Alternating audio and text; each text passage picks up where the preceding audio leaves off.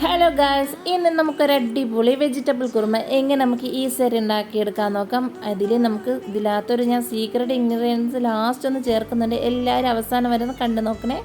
First നമ്മളുടെ cooker എടുക്കാം. അതിലേക്ക് നമ്മുടെ പച്ച വെളിച്ചെണ്ണ ഞാൻ ചേർത്തിട്ടുണ്ട്. അതിലേക്ക് നമ്മളുടെ സ്പൈസസ് എല്ലാം ആഡ് ചെയ്ത് കൊടുക്കാം. ഞാനിവിടെ ഓരോന്നും ചെറിയ ചെറിയ പീസസാണ് ഇട്ട് കൊടുത്തിട്ടുള്ളത്. ഓവറായിട്ട് നമുക്ക് ഈ മസാലയുടെ ടേസ്റ്റ് മുന്നിട്ട് നിൽക്കണ്ട. അതുകൊണ്ട് ഞാൻ കുറച്ച് വീതം ഇട്ട് അതൊന്ന് മൂപ്പിച്ചെടുത്തിട്ടുണ്ട്. അതിലേക്ക് ഞാനൊരു 2 സവാള കട്ട് ചെയ്തിട്ടിട്ടുണ്ട്. അതും അതിലേക്ക് കുറച്ച് ഉപ്പും കൂടെ ഇട്ട് നല്ല രീതിയിലൊന്ന് വഴറ്റിയെടുക്കുന്നുണ്ട്. ഉപ്പൊക്കെ ഇടുമ്പോൾ പെട്ടെന്ന് അങ്ങ് വഴണ്ട് കിട്ടും. ഇനി ഇതിലേക്ക് ഞാനിവിടെ ഇഞ്ചി, വെളുത്തുള്ളി, പച്ചമുളക് പേസ്റ്റാക്കി എടുത്തിട്ടുള്ളതാണ്. അതൊരു ടേബിൾ സ്പൂൺ ഇട്ട് കൊടുത്തതിന് ശേഷം 2 പച്ചമുളകും കൂടെ നീളത്തിൽ കീറിയൊന്ന് ഇട്ട് കൊടുത്തിട്ടുണ്ട്. ഇനി ഇതിലേക്ക് നമുക്ക് പൊടികൾ ഇട്ട് കൊടുക്കാം. മഞ്ഞൾപ്പൊടി, മല്ലിപ്പൊടി, ഗരം മസാല, അതുപോലെ പെരിഞ്ജീരകപ്പൊടി, കുരുമുളക് പൊടി, ഇത്രയും പൊടികളൊക്കെ ഇട്ടതിന് ശേഷം നമുക്കിതിനെ നല്ല രീതിയിലൊന്ന് വഴറ്റി കൊടുക്കാം. പച്ചമുളകൊക്കെ മാറിയതിന് ശേഷം നമുക്കിതിലേക്ക് നമ്മുടെ പച്ചക്കറികൾ ഇട്ട് കൊടുക്കാം. ഞാനിവിടെ പൊട്ടറ്റോ, ക്യാരറ്റ്, ബീൻസ്, അതുപോലെ ഗ്രീൻ പീസ് കുതിർത്തതും കൂടെ ഇട്ട് കൊടുത്തിട്ടുള്ളത്. ഇത് നല്ല രീതിയിലൊന്ന് ഇളക്കിയതിന് ശേഷം ആവശ്യത്തിന് വെള്ളവും ഉപ്പും കൂടെ ഇട്ട് നമുക്കിതൊന്ന് വേവിച്ചെടുക്കാം.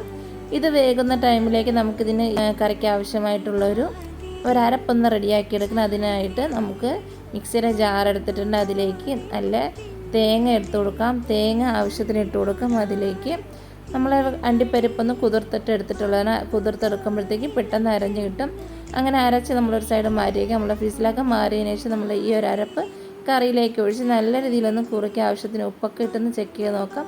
നല്ല രീതിയിൽ തിളച്ച് കുറുകി വരുമ്പോഴത്തേക്ക് അതിലേക്ക് നമുക്ക് കുറച്ച് കുരുമുളക് പൊടി, കുറച്ച് ഗരം മസാല പൊടി ഈ ഒരു സ്റ്റേജിൽ ചേർക്കും. നല്ലൊരു ഫ്ലേവറായിരിക്കും നമ്മുടെ ഈ കറിക്കായിട്ട്.